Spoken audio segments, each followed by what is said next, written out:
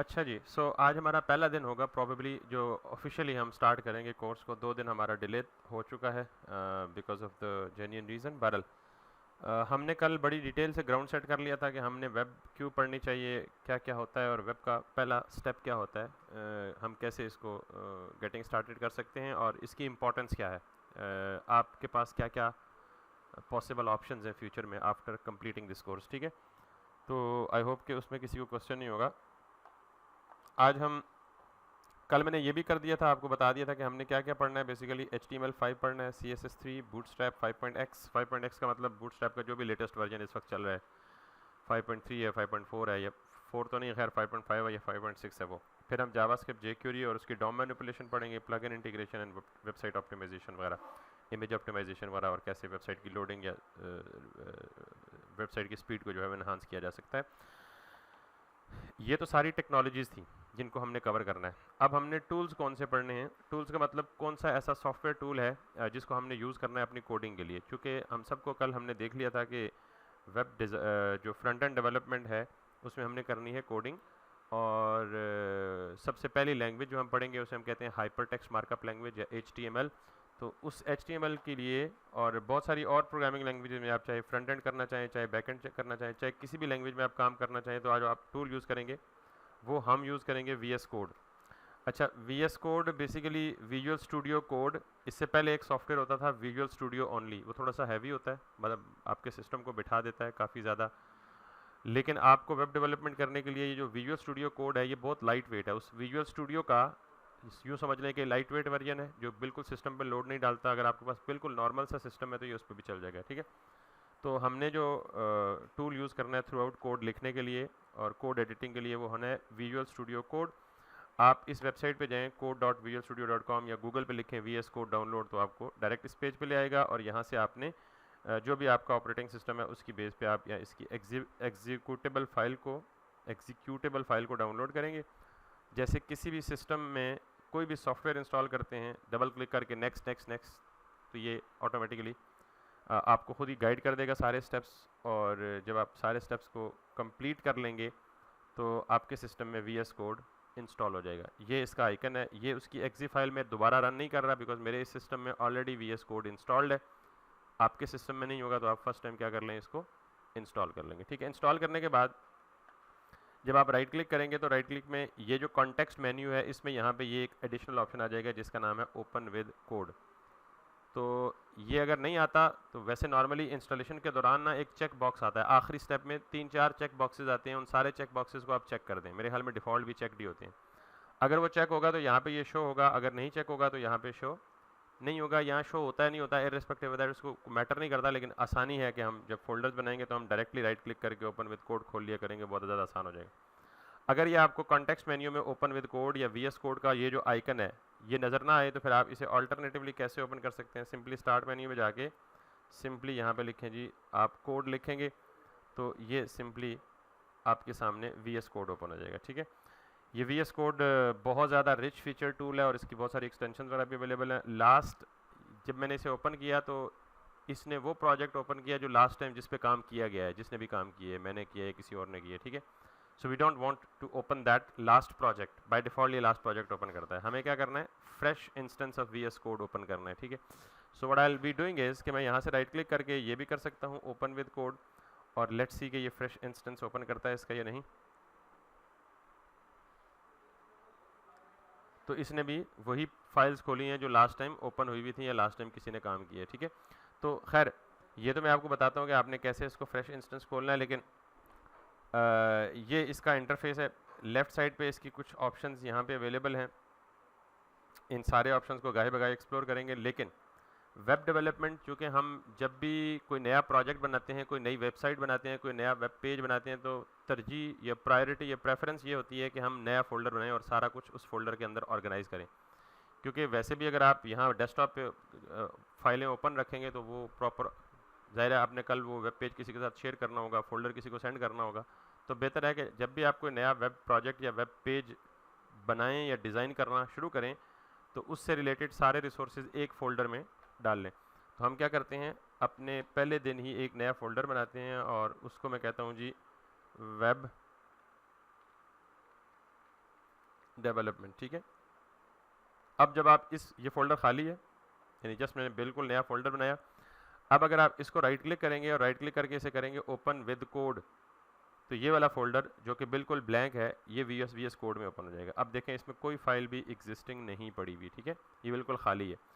ये जो left side पे कुछ आपको बटन्स नज़र आ रहे हैं या आइकॉन्स नज़र आ रहे हैं, ये आइकन्स, हर एक आइकन का एक डिफरेंट काम है। हम इन सारी चीज़ों को फिलहाल अंडरस्टैंड करने की पोजीशन में नहीं है, आपको सिर्फ पहला वाला पता होना चाहिए। इसको हम कहते हैं प्रोजेक्ट एक्सप्लोरर या सिर्फ एक्सप्लोरर, ठीक है। हम अपने प्रोजेक्ट में जितनी भी फाइलें बनाएंगे, जितने भी फोल्डर बनाएंगे, वो हमें यहाँ दिखेंगे। इसको हम क्या कहते हैं, प्रोजेक्ट एक्सप्लोरर या सिर्फ एक्सप्लोरर पैन। और अगर आप यहाँ टॉप पे देखें, अगर आप इस ओपन वाले को हटा दें किसी तरह, if I could remove it somehow, okay, hide this one. तो अब ये मेरे पास सिर्फ एक ये पैनल है। Let me hide this one two, let me hide this one two. तो ये जब मैंने इस वाले बटन पे क्लिक किया,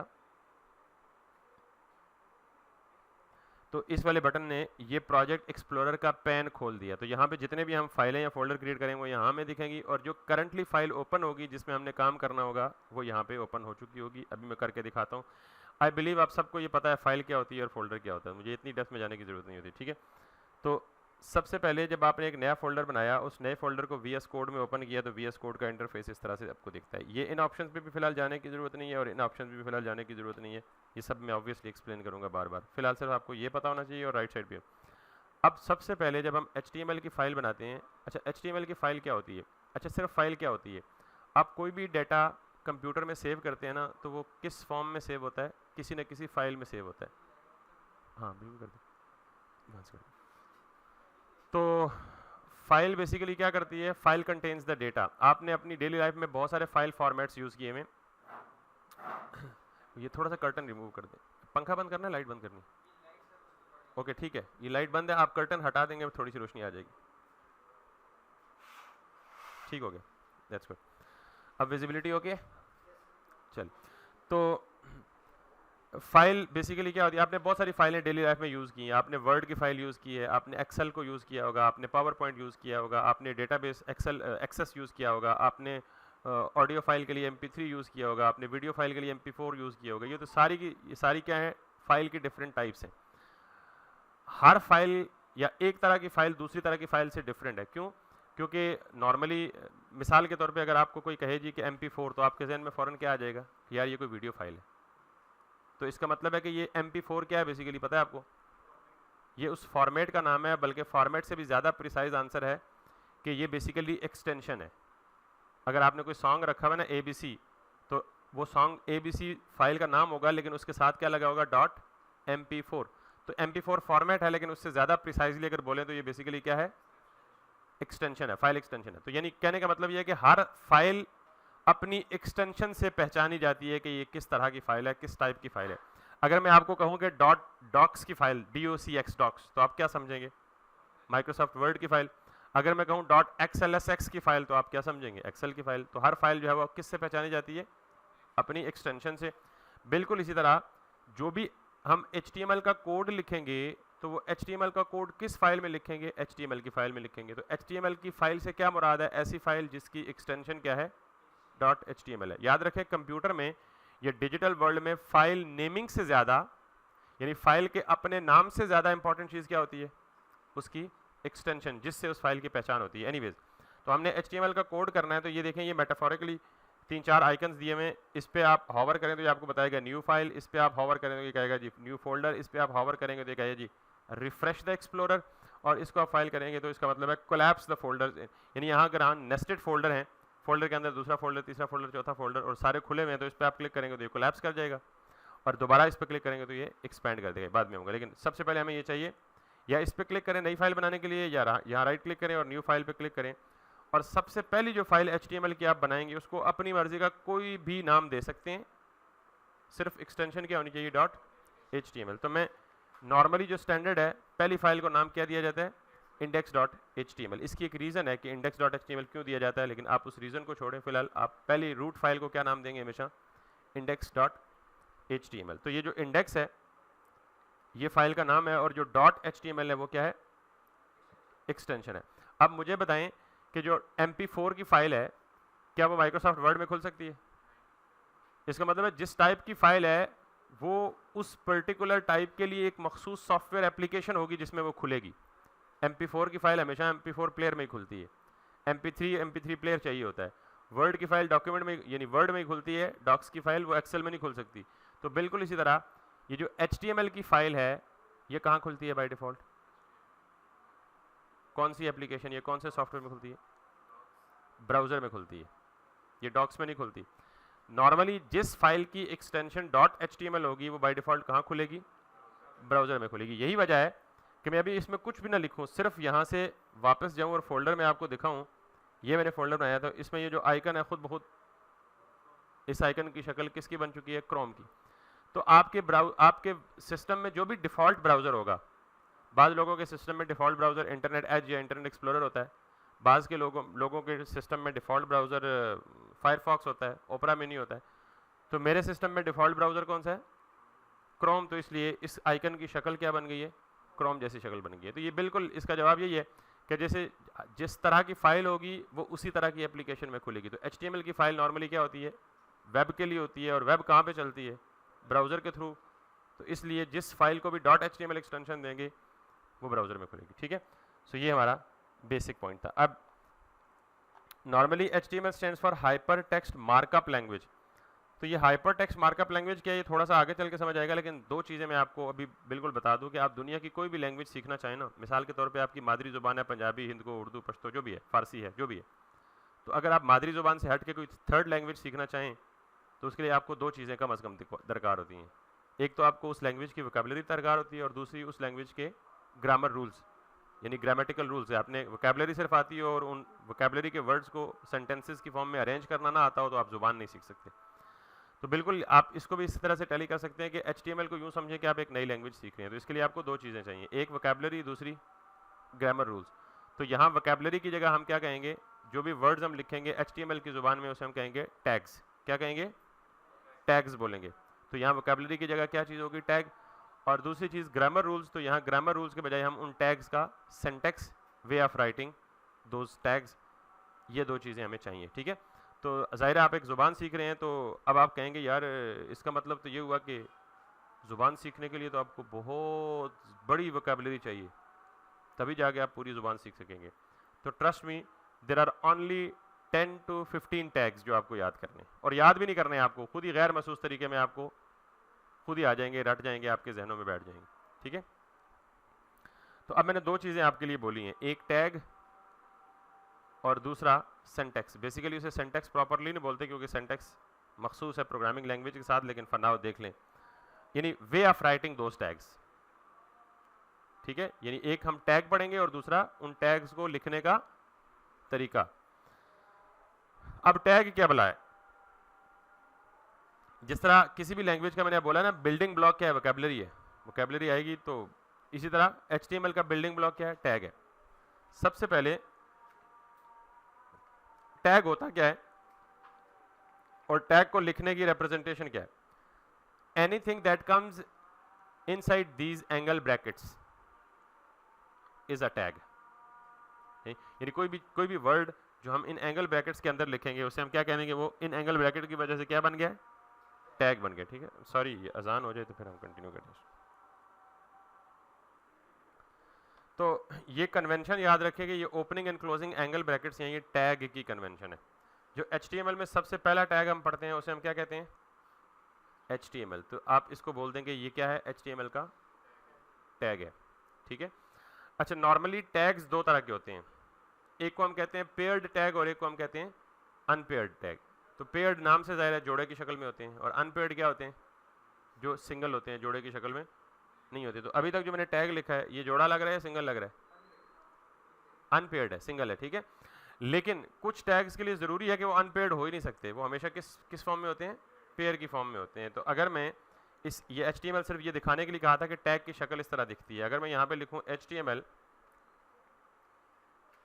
VS कोड या visual studio code editor use करने का मकसद पता है क्या था? कि ये बहुत सारे काम हमारे लिए आसान कर देता है, बहुत सारी चीज़ों को ऑटो कंप्लीट कर देता है। अगर मैं HTML लिख के एंटर करूँ तो VS कोड को पता है खुद कि HTML क्या है? पेयर्ड टैग है, तो इसने इसका क्लोजिंग टैग खुद ही बना दिया। अब क्लोजिंग टैग क्या होता है? It's nothing special. जो टैग आपने यहाँ लिखा ना, उसी टैग को दोबारा लिख के शुरू में क्या लगा दें? स्लैश लगा दें। तो वो स्लैश वाला जो भी टैग होगा वो क्या होगा? क्लोजिंग टैग होगा। तो ये ओपनिंग टैग और क्लोजिंग टैग दोनों मिलकर क्या बनाते हैं? पेयर। तो जैसे मैंने कहा दो तरह के टैग्स होते हैं, पेयर टैग्स और अनपेयर टैग। तो अब आपसे जब भी कोई पूछे जी HTML पेयर टैग है या अनपेयर्ड है, तो आपको पता है पेयर टैग है। और अगर आपको ना भी याद रहे तो कोई बात नहीं, आप सिंपली टैग का नाम लिख के एंटर प्रेस करें। अगर पेयर्ड हुआ तो वो खुद उसका पेयर बना लेगा, और ना हुआ तो वो खुद नहीं बनाएगा। ठीक है। अच्छा, दूसरी बात, पूरे के पूरे HTML में जितने भी टैग्स हैं ना, वो एक प्रॉपर हायरार्की को फॉलो करते हैं। हायरार्की पता है क्या होता है? वैसे अंग्रेजी में क्या मतलब है हायरार्की का? हाँ, फ्लो या शजरा। शजरा पता ना आपको? जैसे मिसाल के तौर पे मैं कहूँ मैं और मेरे सिबलिंग्स, फिर हमारे वालिदैन यानी हमारे वालिद साहब, फिर हमारे दादा, फिर उनके वालिद, फिर उनके वालिद, फिर उनके वालिद, फिर उनके वालिद, फिर उनके वालिद, फिर उनके वालिद। ये चेन कहाँ तक जाके पहुँचती है? हमारे जद्दे अमजद जो हज़रत आदम अलैहिस्सलाम है उन तक। तो ये पूरा उनसे लेके अब तक ये क्या है? बेसिकली शजरा है ना। इसको हायरार्की बोल सकते हैं अंग्रेजी में आप। ठीक। तो बुनियादी तौर पे अगर आप देखें तो हज़रत आदम अलैहिस्सलाम के 2 बेटे थे, फिर उनसे उनकी औलादें, फिर उनसे उनकी औलादें, फिर उनसे उनकी औलादें, उनकी औलादें। खैर, याद रखने के लिए इतना काफ़ी है कि जो HTML के टैग्स हैं वो भी किस फॉर्म में एग्जिस्ट करते हैं?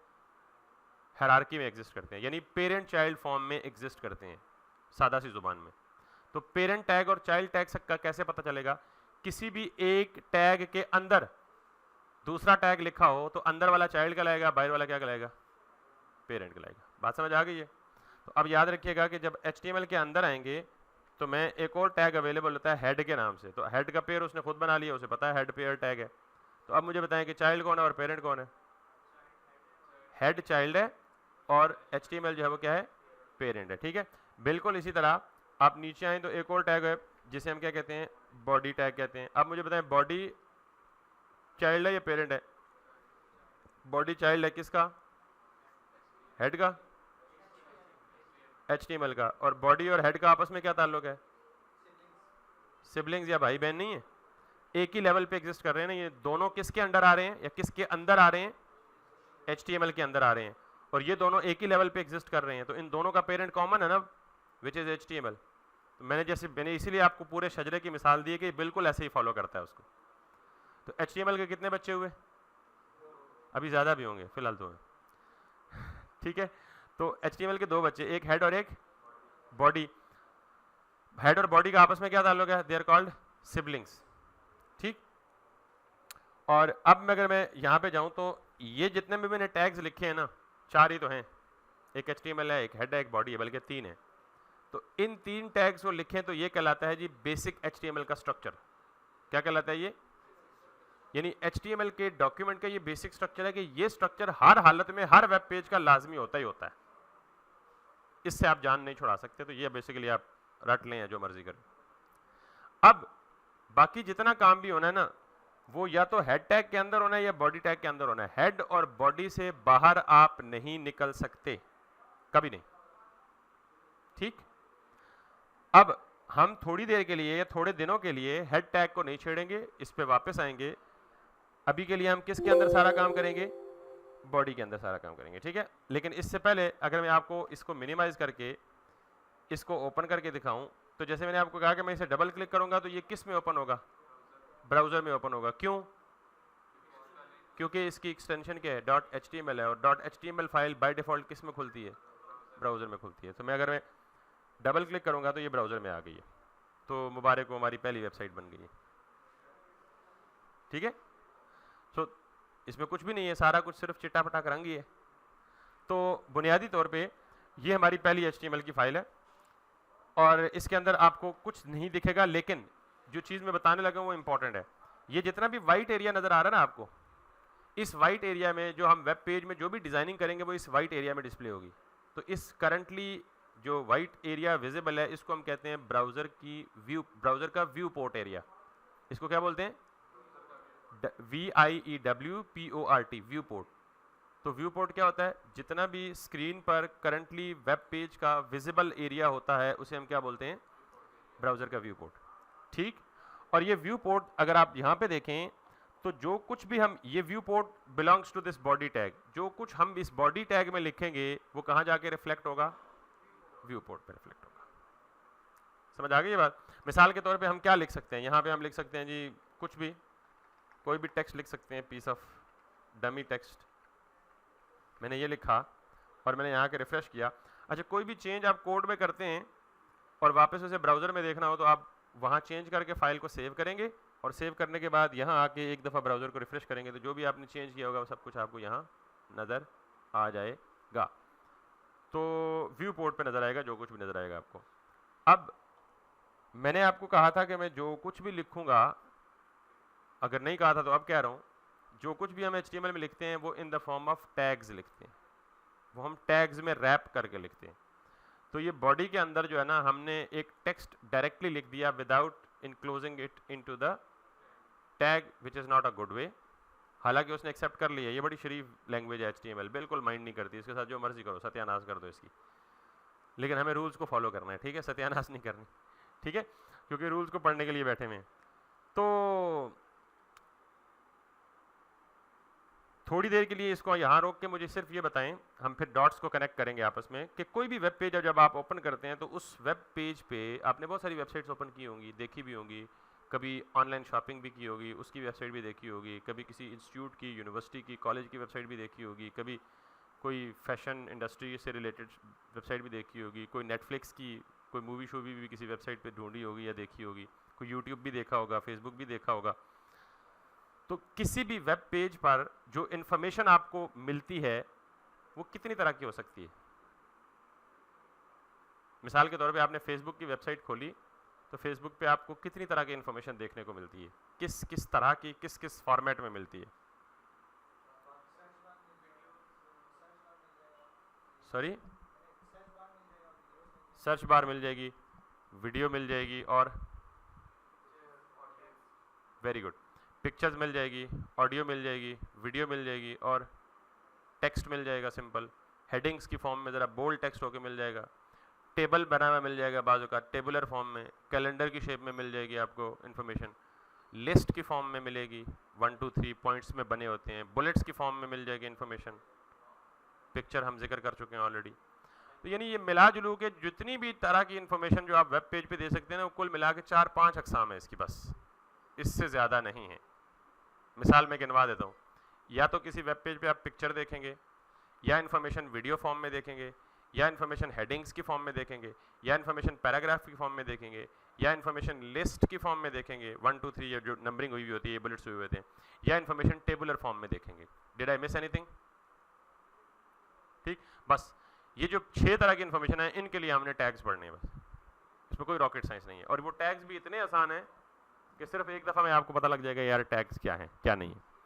तो अब मिसाल के तौर पे ये जो मैंने लिखा है ना, ये एक पैराग्राफ लिखा है, तो मैंने कहा हर चीज़ के लिए हमारे पास क्या अवेलेबल है, एक टैग अवेलेबल है। तो पैराग्राफ को आप इस तरह बेयर नहीं लिखेंगे, बल्कि आप पैराग्राफ के लिए पी का टैग अवेलेबल है HTML में, आप पी लिखेंगे, एंटर प्रेस करेंगे तो ओपनिंग एंड क्लोजिंग दोनों पे क्या आ गया, पी आ गया, पी फॉर पैराग्राफ। तो there is a paragraph tag that is available in HTML। तो जब भी आपको पैराग्राफ लिखना है तो आप उसको किस में लिखेंगे, पी के टैग में लिखेंगे। यहाँ के रिफ्रेश करेंगे कोई फ़र्क नहीं पड़ा, आप कहेंगे सर फिर फ़ायदा क्या पी में लिखने का। ये फ़ायदे आपको थोड़ी देर बाद पता लगेंगे, फिलहाल जितना मैं बता रहा हूँ ना मिनवान, आप इसे कबूल कर लें, पीर साहब ठीक कह रहे हैं। तो पैराग्राफ जो है दैट इज़ यूज्ड, या P tag is used to write a paragraph on the website. तो ये तो अब आपको पता लग गया कि किसी वेबसाइट पे पैराग्राफ लिखने की ज़रूरत क्यों होती है, because you want to actually expose और पब्लिश द इन्फॉर्मेशन। तो वो इन्फॉर्मेशन टेक्सचुअल फॉर्म में हो सकती है, अगर वो टेक्सचुअल फॉर्म में है तो which tag is suitable, paragraph is suitable. ठीक, तो अब हम क्विकली ज़रा जो टैग्स मोस्ट कॉमनली यूज़ होते हैं आज के लेक्चर में उनको ज़रा गो थ्रू कर लेते हैं, फिर हम उनकी स्टाइलिंग, डिज़ाइनिंग और बाकी सारे मामलात की तरफ आएंगे। अच्छा, मैं इस पैराग्राफ के बाद हमारे पास कुछ इन्फॉर्मेशन हेडिंग्स की फॉर्म में भी आती है, यानी जो थोड़ा सा बोल्ड टेक्स्ट लिखा होता है, साइज में बड़ा लिखा होता है और वगैरह वगैरह। तो इसके लिए हेडिंग के लिए क्या टैग होना चाहिए। अब मैं आपसे ना गेस पूछता हूँ और आपने प्योर तुक्का लगाना है, जिसको पता है वेल एंड गुड, जिसको नहीं पता उसने बिल्कुल तुक्का लगाना है, बल्कि जिसको पता है वो ना बोले बेशक बेटी, जिसको नहीं पता वो तुक्का लगे। हेडिंग के लिए क्या टैग होना चाहिए,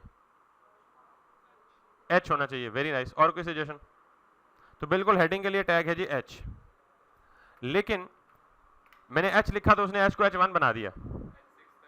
ठीक है, वो इसलिए कि HTML में जो टैग्स हेडिंग के हैं, क्योंकि हेडिंग भी मुख्तलिफ तरह की हो सकती हैं। आप कोई बुक लेना, किसी बुक का चैप्टर ओपन करें तो जो चैप्टर का मेन टाइटल की हेडिंग है वो सबसे बड़ी होगी, फिर उसके बाद जो पहला टॉपिक है उसकी हेडिंग चैप्टर के टाइटल से थोड़ी सी छोटी होगी, फिर अगर मेन हेडिंग के नीचे सब हेडिंग होगी तो उसका साइज मेन हेडिंग से क्या होगा, थोड़ा सा छोटा होगा। तो ये हम हेडिंग के लेवल्स बनाते हैं, level 1 heading, level 2 heading, level 3 heading, level 4 heading, level 5। तो लेवल का मतलब क्या है, सिर्फ साइज और फॉन्ट बोल्ड शोल्डनेस वो सारा कुछ थोड़ा थोड़ा कम होता जाता है, कम होते होते होते। तो इसका मतलब है H1 का मतलब है ये लेवल 1 हेडिंग है। तो लेवल 1 हेडिंग कहाँ कब कैसे यूज होती है, जब आपको सबसे मेन हेडिंग किसी सेक्शन की देनी होती है। तो कौन सी हेडिंग यूज करते हैं, H1। तो अगर मैं यहाँ पे लॉरम और 10 लिखूं, बाय द वे ये मैं क्या लिख रहा हूँ कि जो टेक्स्ट ऑटोमेटिकली आ रहा है, हमारा कंसर्न अभी कंटेंट लिखना नहीं, हम टाइपिंग करने बैठ जाए तो हमारा टाइम ज़ाया होता है। तो there is a word which is called lorem ipsum. पूरी दुनिया में स्टैंडर्ड है कि जो भी डिजाइनर्स डिजाइनिंग के दौरान अगर उनको डमी टेक्स्ट चाहिए होता है तो वो सिर्फ क्या लिखते हैं, LOREM, लॉरम इप्सम। यानी लॉरम लिख के टैब की प्रेस करते हैं कीबोर्ड से, तो वो क्या करता है, एक पूरा पैराग्राफ टाइप कर देता है। मिसाल के तौर पर मैंने लिखा, अगर मैंने लिखा ना सिर्फ लॉरम और टैब की प्रेस की तो उसने पूरा एक पैराग्राफ 3 लाइनों का दे दिया। अगर मैं चाहता हूं मुझे 3 लाइनों का पैराग्राफ नहीं चाहिए, मुझे कितना चाहिए, सिर्फ 3 वर्ड्स चाहिए, तो मैंने लॉरम 3 लिखा तो उसने मुझे कितने वर्ड्स बना के दे दिए। तो इसी तरह आप लॉरम 4000 लिखेंगे तो आपको कितने वर्ड्स बना के दे देगा, 4000। So instead of typing it for testing purposes, VS code की ये ब्यूटी है कि आपको इस तरह से ऑटो कंप्लीशन की बहुत सारी फैसिलिटीज देता है, उसमें से एक लॉरम है। बात समझ आ गई? ये बात लॉरम की नहीं हो रही इस वक्त, ये तो वैसे एडिशनल चीज आ गई, बात इस वक्त हो रही है H1 टैग की। So now if I go back and refresh it, तो मेरे पास ये क्या आ गया, लेवल 1 हेडिंग आ गई है। बिल्कुल इसी तरह आपके पास अगर चाहें तो आप H2 करें और इसके अंदर लॉरम लिखें, दैट्स टू मच, तो ये क्या आ गया आपका H2। इसी तरह अगर आप H3 लिखें तो ये फिर लॉरम 2 कर दें, तो ये आपके पास यूं H1 से लेके H2 से लेके H3, H4, H5 और H6 तक हेडिंग्स अवेलेबल हैं। तो जब भी आपको वेब पेज पे इंफॉर्मेशन लिखनी हो और वो हेडिंग्स की फॉर्म में हो तो you are required to write it in the form of H1 tag or H2 tag, whatever size actually you prefer with or you are comfortable with। Paragraph और हेडिंग हो गई। अच्छा, और कौन सी तरह की इंफॉर्मेशन हो सकती है हमारी, इमेज हो सकती है, लेकिन इमेज थोड़ा सा आगे चल के बोलेंगे बिकॉज इमेज के लिए हमें एक्सटर्नल इमेज का एड्रेस या लिंक देना पड़ेगा। इससे पहले जो टेक्सचुअल फॉर्म्स है ना सारी वो पहले कवर कर लेते हैं। या तो इन्फॉर्मेशन हेडिंग्स की फॉर्म में होती है, या इन्फॉर्मेशन पैराग्राफ की फॉर्म में होती है, या इन्फॉर्मेशन लिस्ट की फॉर्म में होती है, यानी वो बुलेट्स पड़े होते हैं 1 2 3। तो हम यहाँ पे लिस्ट देखते हैं। तो मुझे कोई बता सकता है लिस्ट कितनी तरह की हो सकती है? अगर आपने वर्ड यूज़ किया है, माइक्रोसॉफ्ट वर्ड, तो मोस्ट प्रोबेबली सब ने यूज़ किया होगा ना। तो यहाँ पे देखें दो लिस्ट होती क्या है, मैं किसको लिस्ट बोल रहा हूँ।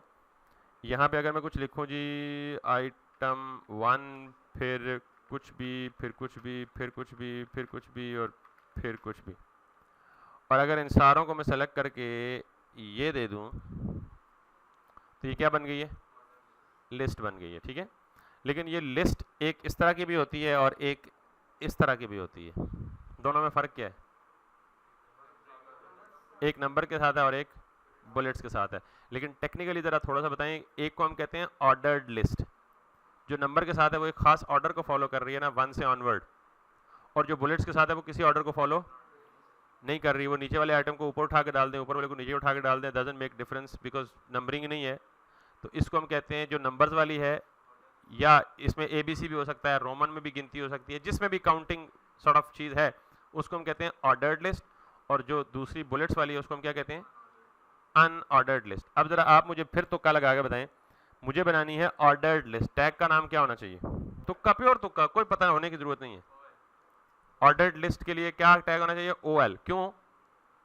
अच्छा, ये बहुत ज़्यादा जगहों पे कन्वेंशन फॉलो होगी कि आप जो भी एक्चुअल वर्ड है ना, एक्चुअल उस चीज़ का नाम है, उसका फर्स्ट लेटर लेके आप उसको क्या बना दे, टैग बना दे। आप नहीं बना दे, मतलब उसी नाम से टैग्स डिफाइंड है, खुद नहीं बना सकते हम। तो मैं बोलूँगा जी OL, मैंने OL लिखा, उसको पता था कि OL नाम का टैग है और OL पेयर टैग है। ठीक है, अब मुझे बताएं कि लिस्ट के अंदर क्या पड़ा हुआ है। अगर मैं आपको ये कहूँ तो इस पूरे को ओवरऑल अगर हम बोलेंगे तो क्या बोलेंगे, लिस्ट बोलेंगे ना। लेकिन अगर इसके एक चीज़, इस आइटम को काउंट करें तो इस एक को क्या कहेंगे, लिस्ट आइटम कहेंगे। यानी पूरी लिस्ट में से एक आइटम की बात कर रहे हैं, तो लिस्ट आइटम के लिए टैग का नाम क्या होगा, तुक्का। अच्छा अभी तो आप दोनों नहीं बोलेंगे, मुझे फील हो रहा है कि मुझे वाइब्स आ रही हैं कि आप दोनों को पहले से कुछ थोड़ी बहुत हाउन है। मैं ये चाहता हूँ कि सारे लोग पार्टिसिपेट करें, जिनको नहीं पता वो तुक्के लगाएं, प्योर तुक्का। लिस्ट ये जो है ना, ये एक आइटम है, तो इसके लिए टैग का नाम क्या होना चाहिए? LI होना चाहिए। क्यों? क्योंकि लिस्ट का एक आइटम है, तो LI का मतलब लिस्ट आइटम है। तो बिल्कुल ऐसे ही है, बहुत सारे तुक्के आपके सही चलेंगे, कुछ गलत भी होंगे, ठीक है? जब गलत होंगे तो मैं करेक्ट कर दूंगा। अब यहाँ पे लिखें जी आइटम 1 और something what ever it is, ठीक है? जैसे मिसाल के तौर पे सब्जी लेने जा रहे हैं तो आप इसे लिख दें जी ऑनियन, फिर दूसरा लेने जा रहे हैं जी, आप लहसुन लेने जा रहे हैं तो पता नहीं इसको क्या बोलते हैं, गार्लिक, ओके। फिर आप कुछ और लेने जा रहे हैं तो पता नहीं क्या है, लेडी फिंगर या कुछ भी है, आई डोंट, ठीक है? तो बेसिकली अच्छा, मैं 1 2 और 2 3 की बात तो आप मुझे बताएंगे ना, क्योंकि जब OL मैंने बोल दिया तो OL का मतलब मैंने वर्ड खोल के बता दिया कि OL से क्या मुराद है, ऑर्डर्ड लिस्ट। तो ऑर्डर्ड लिस्ट होती कौन सी है? जिसमें कोई नंबरिंग होती है, जिसमें कोई पैटर्न होता है, जिसमें ऑर्डरिंग मैटर करती है। और अगर मैं इसे OL के बजाय अनऑर्डर्ड लिस्ट बनाता तो क्या बन जाता, क्या चीज़ चेंज होती? ये ऑर्डर्ड लिस्ट नजर आ गई सबको? ये पीछे बुलेट्स हम कस्टमाइज कर सकते हैं, अगर हम रोमन में लिखना चाहें, ABC में लिखना चाहें, ये बहुत सारे तरीके हैं, CSS स्टाइलिंग में जाके चेंज कर सकते हैं। बहरहाल अभी हम स्टाइलिंग पे नहीं जा रहे, सिर्फ बेसिक टैग्स के साथ we are getting familiar with. तो ये ऑर्डर्ड लिस्ट ही है, और ऑर्डर्ड लिस्ट नॉर्मली नंबरिंग की फॉर्म में ही होती है। अगर मैं इस ऑर्डर्ड लिस्ट को यूं बनाना चाहूं जैसे ये था, यानी अब ये ऑर्डर्ड के बजाय क्या बन गई है, अनऑर्डर्ड, तो इसके लिए टैग का नाम क्या होना चाहिए? क्या? UO, अनऑर्डर्ड नहीं, UL, अनऑर्डर्ड लिस्ट, ठीक है?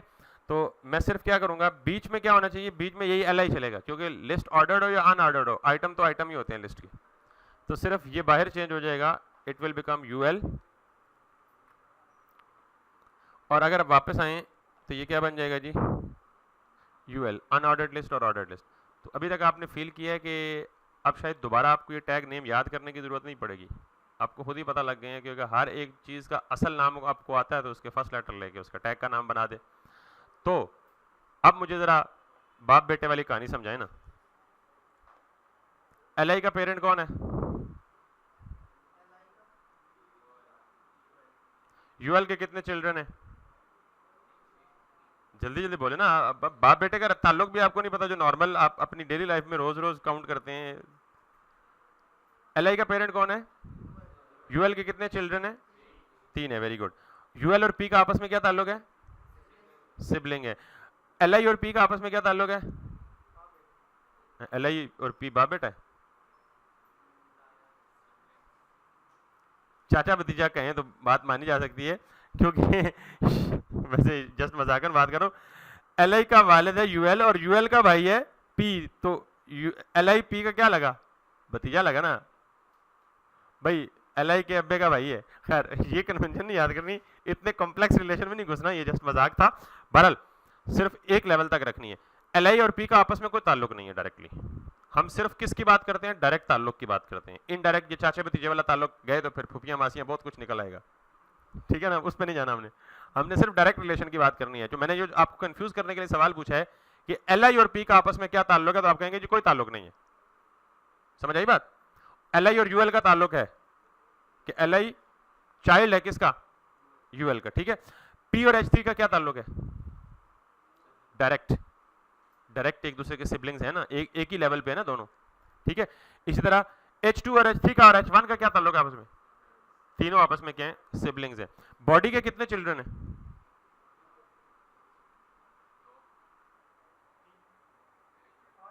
5। UL भी बॉडी का डायरेक्ट चिल्ड्रन है, चाइल्ड है। एक चाइल्ड होता है और मल्टीपल चिल्ड्रन होते हैं, पता ना, सिंगल तो सबको आते हैं। बॉडी के 5 चिल्ड्रन है। बॉडी का H1 भी बॉडी का चाइल्ड है, H2 बॉडी का चाइल्ड है, H3 बॉडी का चाइल्ड है, P बॉडी का चाइल्ड है, UL बॉडी का चाइल्ड है। तो LI चाइल्ड नहीं है? और नहीं है ना भाई, वो नहीं है। LI डायरेक्ट चाइल्ड नहीं है बॉडी का। तो LI का बॉडी के साथ क्या ताल्लुक है? पोता लगता है ना, ठीक है। अगर LI के अंदर फिर कोई टैग आ जाता तो फिर क्या होता? बॉडी का पड़ पोता भी हो जाता। तो याद रखिएगा कि एक टैग के डाउनवर्ड जितने भी टैग ट्री में बढ़ते जाएंगे ना, उनको हम कहेंगे डिसेंडेंट्स। क्या कहेंगे? और जो सबसे नीचे होगा उससे ऊपर वाले जितने भी उसके अबाव अजदाद होंगे उनको कहेंगे एंसेस्टर्स। ये रियल लाइफ में भी ऐसे ही होता है। मिसाल के तौर पे आप या मैं और हमारी आगे जितने भी बच्चे होंगे, अगर अल्लाह पाक बच्चे दे आपको, अगर नहीं है तो, लेकिन पहले शादी के बाद तो मतलब जितने भी आपके आगे नस्ल चलेगी उसे हम क्या कहेंगे? डिसेंडेंट्स। और हमसे ऊपर जितने भी गुजर चुके हैं वो हमारे क्या हैं? एंसेस्टर्स हैं। ये भी यहाँ भी यही है कि LI से ऊपर HTML तक, LI के क्या लगते हैं ऊपर वाले सारे? एंसेस्टर्स। और HTML और HTML से नीचे जितने भी ये ट्री ग्रो किया है इसको क्या बोलते हैं? डिसेंडेंट्स। बस ज्यादा चाचे मामे मासियां खाला की तरफ नहीं जाना, बस इतने डायरेक्ट रिलेशन याद रखने हैं। एंसेस्टर्स क्या है, डिसेंडेंट्स क्या है, डायरेक्ट चिल्ड्रन क्या है, सिबलिंग्स क्या है, बस। और ये मेरे ख्याल में आपको नॉर्मल अपने रिलेशंस में देखें तो आपको बड़ा इजीली समझ आ जाएगा कि ये सारी चीजें क्या हैं। ठीक है जी। तो अब मैंने बोला था जी कि हमारे किसी भी वेब पेज पे जो हम नॉर्मल लाइफ में देखते हैं, या तो इन्फॉर्मेशन हेडिंग की फॉर्म में होती है, हमने देख ली हेडिंग की फॉर्म में होती है, तो हेडिंग भी 6 तरह की हो सकती है, या फिर पैराग्राफ की फॉर्म में होगी, हमने वो भी देख लिया, या फिर लिस्ट की फॉर्म में होगी, हमने वो भी देख लिया। लिस्ट 2 तरह की हो सकती है, ऑर्डर्ड लिस्ट और अनऑर्डर्ड लिस्ट। इससे आगे चलें तो और क्या हो सकता है? अच्छा, अक्सर आपने वेब पेज पे देखा होगा लिंक भी होते हैं। मिसाल के तौर पे मैं अगर किसी बटन पे मैं कोई वेब पेज ओपन कर लूँ यहाँ, तो यहाँ पे देखें मैं इस पर क्लिक करता हूँ तो ये आप देख रहे हैं, ये यहाँ पे कर्सर की शेप एरो है, यहाँ पे कर्सर की शेप आई बीम हो गई है, इसे आई बीम बोलते हैं, और यहाँ पे कर्सर की शेप पॉइंटर या हैंड वाली बन गई है। तो ये हैंड किसकी इंडिकेशन है कि यार ये वाला जो टेक्स्ट है ये क्लिकेबल है, और जो क्लिकेबल टेक्स्ट होता है उसे हम क्या बोलते हैं? लिंक। क्या बोलते हैं? इसका मतलब ये वाला टेक्स्ट किसी और चीज के साथ लिंक है, यानी इस पर क्लिक करेंगे तो कुछ और चीज ओपन हो जाएगी, या कुछ डाउनलोड हो जाएगा, या कोई इमेज ओपन हो जाएगा, या कोई नई वेबसाइट ओपन हो जाएगी। तो क्लिकेबल जो टेक्स्ट होता है उसे हम क्या बोलते हैं? लिंक बोलते हैं। तो HTML में लिंक बनाने के लिए एक टैग अवेलेबल है जिसको हम कहते हैं A। अच्छा, जब मैंने A किया ना और A को ऑटो कंप्लीट किया तो पहली दफा ऐसा हुआ है कि टैग के साथ कोई एडिशनल इंफॉर्मेशन भी आई है। इससे पहले किसी टैग के साथ नहीं थी, ना H1 के साथ है ना P के साथ है, उनके साथ हो सकती है लेकिन बाय डिफॉल्ट नहीं है। तो इसका मतलब है कि इसका कोई स्पेशल रोल है href का, और href है क्या भला इसको बाद में देखेंगे, लेकिन पहले आप देखें कि एंकर टैग भी क्या है? पेयर टैग है। अगर आप इसमें कुछ भी लिख दें, मिसाल के तौर पे मैं लिख दूं जी लॉरम 6, और चूंकि ये एंकर टैग के अंदर है तो मैंने कहा जो कुछ भी आपने लिंक बनाना होगा उसको आप क्या करेंगे? एंकर टैग के अंदर रखें। तो अब आप देखें मेरे कर्सर की शेप एरो है ना, जो ही मैं इसके ऊपर लेके जाऊंगा तो ये क्या बन गया? पॉइंटर बन गया। इसका मतलब ये है कि ये क्या है? लिंक है। तो मैं इस पर क्लिक करूंगा तो कहीं भी नहीं जाएगा, क्योंकि इसकी रीजन है कि मैं बताऊंगा ना भाई क्लिक करने पे कहां जाओ, मैंने बताया ही नहीं अभी। खैर, ये जो किसी भी टैग के साथ ओपनिंग टैग के अंदर अगर कोई एडिशनल इंफॉर्मेशन हो, जैसे href है, तो इसको हम कहेंगे ये एट्रीब्यूट है। क्या है? एट्रीब्यूट है। किसका? टैग का। किसका एट्रीब्यूट है? आपके एट्रीब्यूट्स हैं, आपका नाम आपका एट्रीब्यूट है। हर वो चीज जो आपकी पहचान है वो आपका क्या है? एट्रीब्यूट है। एक ह्यूमन बीइंग, मेरे एट्रीब्यूट्स क्या है? मेरा नाम मेरा एट्रीब्यूट है, मेरा फादर नेम मेरा एट्रीब्यूट है, मेरा कॉन्टैक्ट नंबर मेरा एट्रीब्यूट है, मेरा एड्रेस मेरा एट्रीब्यूट है। जितनी भी चीज़ें मेरे से एसोसिएटेड हैं, जो मुझे एक्सप्लेन करती हैं या जो मुझे एक्सटेंड करती हैं, उन्हें मैं क्या बोल सकता हूँ? या जो मुझे डेकोरेट करती हैं। मेरा नाम मुझे डेकोरेट करता है ना, मैं पैदा हुआ था तो मैं I did not have any identity. तो ये जितनी जो चीज़ें मैं अब किसी चीज़ के साथ एसोसिएट करते हैं वो उसका क्या बन जाता है? एट्रीब्यूट बन जाता है। तो इसी तरह किसी भी टैग के साथ जो एडिशनल इंफॉर्मेशन होगी उसे हम क्या बोलेंगे? एट्रीब्यूट बोलेंगे। तो href क्या है? एट्रीब्यूट है। अच्छा, बाज टैग्स के साथ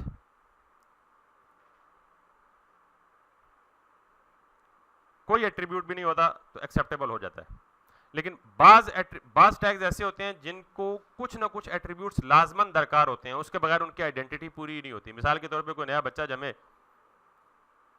तो आप उसका नाम कोई भी ना रखें, उसे काका काका कहकर बुलाएं, गुजारा हो जाएगा?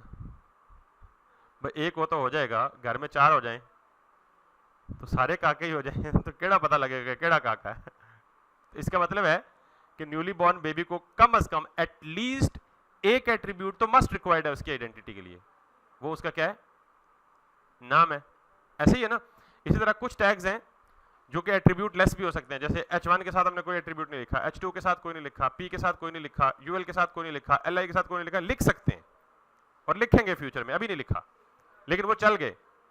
लेकिन अगर मैं एंकर के साथ से ये हटा दूं, सॉरी कौन सा सॉरी, इनमें कोई एट्रीब्यूट नहीं है ना, एट्रीब्यूट अगर होता तो यहां होता। नहीं नहीं नहीं नहीं, एट्रीब्यूट की निशानी है कि टैग नेम के ये जो वन है ना, it's the part of the name. अगर ये स्पेस होता ना फिर एट्रीब्यूट एक्सेप्ट हो सकता था, ये बिल्कुल जुड़ा हुआ है तो ये नेम का पार्ट है। ठीक, एट्रीब्यूट हमेशा किसके साथ आएगा, टैग के नेम से हट के अलग से स्पेस के साथ आएगा, जैसे href आया हुआ था। खैर बाद में ये कह रहा था कि बास टैग्स में अगर एट्रीब्यूट ना हो तो उनकी अपनी आइडेंटिटी खत्म हो जाती है। देखें मैंने एंकर टैग से क्या कर दिया, href हटा दिया, तो स्टिल ये है तो एंकर टैग है ना, A फॉर एंकर, और एंकर टैग होता है लिंक के लिए। ठीक है, अगर अब मैं उसे href हटा दिया तो अब ये देख रहे हैं लिंक ही खत्म हो गया, there is no more a pointer and it is no more a clickable. Reason being कि एंकर टैग को एटलीस्ट एक एट्रीब्यूट लाजमन चाहिए, तब वो अपनी आइडेंटिटी को बरकरार रखेगा, और वो एट्रीब्यूट क्या था इसका, और href का मतलब था हाइपर रेफरेंस, और हाइपर रेफरेंस का मतलब है कि आप कोई भी डॉक्यूमेंट, कोई भी इमेज, किसी भी वेबसाइट का लिंक इस href में देंगे तो ये क्लिक पे उस वेबसाइट पे चला जाएगा। मिसाल देता हूं मैं आपको, मैं यहां पे लिखता हूं जी मिसाल के तौर पे google.com, और मैंने इसे कॉपी किया, इसको मैं बंद कर देता हूं, और यहां जाके मैं ये लिखता हूं जी वेबसाइट www.google.com। अब जब मैं इस लिंक पे क्लिक करूंगा, ये सेव करके वापस आया, दोबारा लिंक बन गया। जो ही मैं इस लिंक पे क्लिक करूंगा तो इसने क्या ओपन कर लिया, गूगल की वेबसाइट ओपन कर ली। Make sense? तो href किस लिए था बेसिकली, क्योंकि लिंक बनाने का मकसद ही यही है कि यार आपने किसी दूसरी चीज को इसके साथ क्या करना है, लिंक करना है। तो अगर मैं href ही खत्म कर दूं तो वो कहेगा भाईजान तुझे लिंक ही नहीं करना चाहते तो फिर एंकर क्यों यूज कर रहे हो, फिर कुछ और यूज कर लो। और थोड़ी शामन साढ़े को पंजाबी समझते हैं ना थोड़ी सी, ठीक है। तो एंकर टैग का मतलब है लिंक क्रिएट करना, ये बात समझ आ गई है। और एंकर टैग में अगर href का एट्रीब्यूट नहीं होगा तो एंकर टैग काम नहीं करेगा। अच्छा, ये एंकर टैग में सिर्फ किसी वेबसाइट का एड्रेस नहीं हो सकता, मैं अगर यहाँ पे आपको कुछ और भी दिखाऊं, मिसाल के तौर पे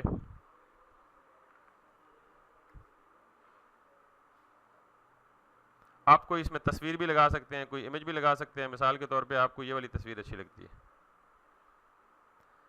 आप इस तस्वीर का एड्रेस यहां से कॉपी करें, यहां लगा दें,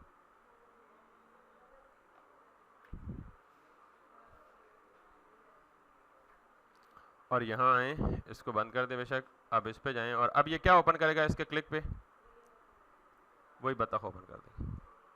तो आप किसी भी एंकर टैग के href के एट्रीब्यूट में कोई इमेज भी ओपन करवा सकते हैं। अक्सर आप वेब पे देखते हैं, आप किसी चीज़ पे क्लिक करते हैं, किसी इमेज पे क्लिक करते हैं तो वो पॉपअप होकर बड़ा होकर वो इमेज दिखना शुरू हो जाता है, वापस बैक का बटन बना होता है, बैक भी जा सकते हैं। तो ये बेसिकली किसका काम है, एंकर टैग का। ओके जी, तो इसके अलावा आपके पास इंफॉर्मेशन हो सकती है किसकी जी, ये एज इट इज रहने देते हैं। इसके अलावा इंफॉर्मेशन आप प्रेजेंट कर सकते हैं इमेज की फॉर्म में। किस फॉर्म में, इमेज की फॉर्म में। तो इमेज की फॉर्म में इंफॉर्मेशन प्रेजेंट करने के लिए इमेज का टैग क्या होना चाहिए, तुक्का क्या होना चाहिए, img। img कोई एग्री, कोई उससे डिसएग्री है तो बता दे। हाँ, जेपीजी तो इमेज की अपनी टाइप है ना, हमने HTML का टैग ढूंढना है, HTML का टैग जो इमेज लगाने के लिए इस्तेमाल होता है, और वो हमारा तुक्का इनका ठीक है img। लेकिन अगर मैं इसको एंटर प्रेस करूंगा तो इसने नई कहानी खोल दी है। इसने दो नई कहानियां खोली हैं, क्या कुछ फर्क नजर आ रहा है, पहले आप बताएं। पॉइंट नंबर 1, ये पेयर टैग नहीं है, इसके साथ क्लोजिंग टैग है नहीं है ना। तो मैंने शुरू में कितने तरह के टैग्स बताए हैं, 2 तरह के, अनपेयर्ड होंगे कुछ पेयर्ड होंगे। तो ये पहला टैग है जिसके साथ कोई पेयर नहीं है, तो ये अनपेयर्ड टैग है, पहला पॉइंट। दूसरा पॉइंट, ये पहली दफा हुआ है कि इसके साथ एक के बजाय कितने एट्रीब्यूट्स हैं, ये दोनों रिक्वायर्ड हैं। ठीक होगी बात, बेशक खाली छोड़ दें लेकिन रिक्वायर्ड जरूर है। तो अगर मैं इसको सेव करूंगा, और ये एट्रीब्यूट किस लिए है ये भी आपको पता लग जाएगा। There is no image being displayed here, क्यों? क्योंकि वो बताएगा भाईजान केड़ा इमेज लगाना है, ये भी तो बताओ, कहां से उठाना है, उसका सोर्स क्या है, कोई पाथ तो दो। ठीक, तो मैंने अभी ये जो पाथ ऊपर कॉपी किया ना, मैं यहीं पेस्ट कर देता हूं। मैं जगह बनाने के लिए इसको कोलैप्स कर दिया। ठीक है, अब अगर मैं यहां पे आऊं वापस और यहां पे आऊं, तो I should have that image right in here. अच्छा, ये इमेज मैंने डायरेक्ट ऑनलाइन उठा के लिंक दिया है। आप ये इमेज अपने सिस्टम में भी कहीं सेव हो ना, तो बिल्कुल उस इमेज का पाथ दे दें तो वो भी डिस्प्ले हो जाएगा। हम आगे यही काम करेंगे, इमेजेस को डिस्प्ले कर। लेकिन वेब पेज पे इमेज डिस्प्ले करने के लिए कौन सा टैग है? इमेज का। और इमेज के टैग के साथ कौन सा एट्रीब्यूट है जो रिक्वायर्ड है, जिसके बारे में डिस्प्ले नहीं होता? एसआरसी। एसआरसी का मतलब है सोर्स। सोर्स का मतलब है इमेज कहां से उठाना है, कहां से पिक करना है। और ऑल्टरनेट या ऑल टैग क्या है? ऑल टैग ये है कि फॉर सम रीजन आपने यहां इमेज का पाथ दे दिया और किसी ने पीछे से जाके इमेज डिलीट कर दिया। अब HTML को इमेज का पाथ तो दिया हुआ है, सही है, लेकिन पीछे से इमेज ही गायब हो चुका है। तो फिर ये इमेज की जगह क्या शो करेगा? यहां ऑल्ट में जो टेक्स्ट लिखेंगे आप। ठीक है, तो मैं कुछ भी टेक्स्ट लिख दूं फिलहाल, टेस्ट इमेज। और इस ऑल्ट का एक और भी मकसद है सर्च इंजन ऑप्टिमाइजेशन वालों के लिए, कि नॉर्मली सर्च इंजन्स इमेजेस को रीड नहीं कर सकते, तो जो इमेज है उसके साथ ऑल्ट टेक्स्ट देना इसलिए जरूरी है कि ये सर्च इंजन की रीडेबिलिटी को एनहांस करता है। दूसरे पॉइंट को छोड़ दें, आपको समझ नहीं आएगा, एसईओ से रिलेटेड, लेकिन ये रीजन एक है, अगर आप इसको याद रखना चाहें। ये बात क्लियर हो गई है जी?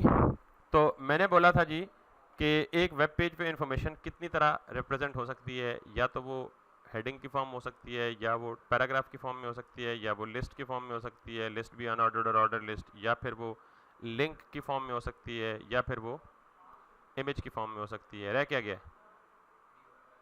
वीडियो रह गई है। चलें, वीडियो लगाने के 2-3 तरीके हैं। सबसे सिंपल तरीका आज बता देते हैं, बाकी हम आगे चल के डिस्कस करते रहेंगे। मिसाल के तौर पे आपने कोई भी वीडियो लगानी है, मैं जाता हूं जी यहाँ पे,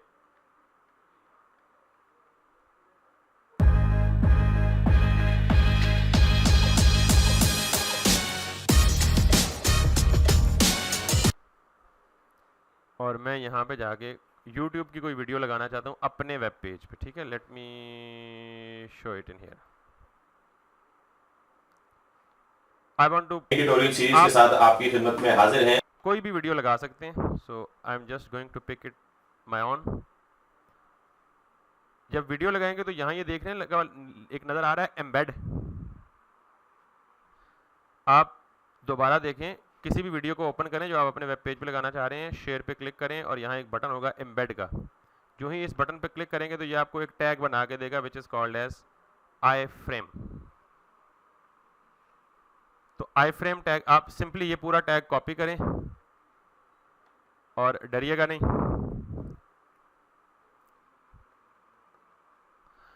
आप बेसिक चीज याद रखें, टैग का नाम क्या है और ये पेयर्ड है या अनपेयर्ड है, और फिर इसके कितने एट्रीब्यूट्स हैं, 1 2 3 4 5 6 7 एट्रीब्यूट्स हैं।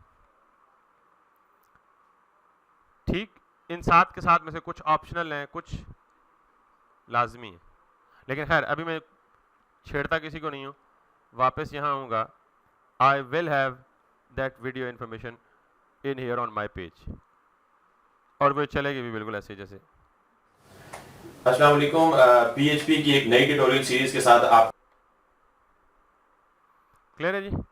ये वीडियो लगाने का सिंपल सा तरीका है। वैसे एक और तरीका भी है कि वीडियो का टैग भी मौजूद है खुद से, लेकिन उसके लिए फिर आप, मेरे पास कोई सिस्टम में वीडियो नहीं पड़ी हुई है, आपके सिस्टम में कोई वीडियो होनी चाहिए, फिर उसका पाथ उठा के दें। बिल्कुल ऐसे ही जैसे इमेज अभी हमने ऑनलाइन लगाया ना, तो हम लोकल इमेज भी लगा सकते हैं जो हमारे अपने सिस्टम में मौजूद हो। लेकिन फिलहाल मैं आपको किस चीज़ से फेमिलियर करवाने की कोशिश कर रहा हूँ? टैग्स। तो जितने भी टैग्स आज आपने पढ़े हैं वो याद रहेंगे ना, कोई रॉकेट साइंस नहीं है इसमें। ठीक है, सो आज के लिए मेरे ख्याल में इतना ही बहुत है। हमारे 3 से 4 किस्म के मज़ीद टैग्स रह गए हैं, वो हम कवर करेंगे और फिर हम इसको थोड़ा सा बूस्ट करेंगे। यहाँ तक किसी का सवाल है तो मुझसे पूछ लें। आपकी